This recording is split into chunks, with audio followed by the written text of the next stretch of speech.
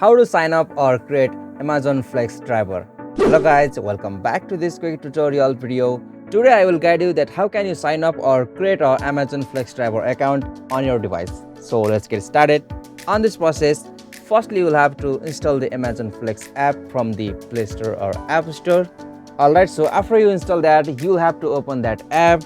So after you open the Amazon Flex app, you will got such interface. So now from here, to create an account, you'll have two options, like you can sign in with your Amazon account or you can create a new account. So right now we are going to create a new account, so simply tap on the create an account.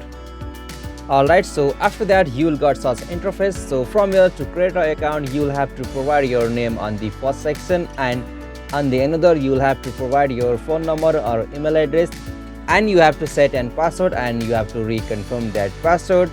And after you completed that, you will have to click on this continue option, and now from there you will be able to create an Amazon Flex driver account. So this is the easiest and simplest method to sign up or create an Amazon Flex driver account.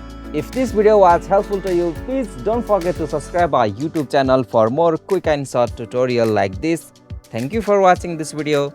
Have a nice day.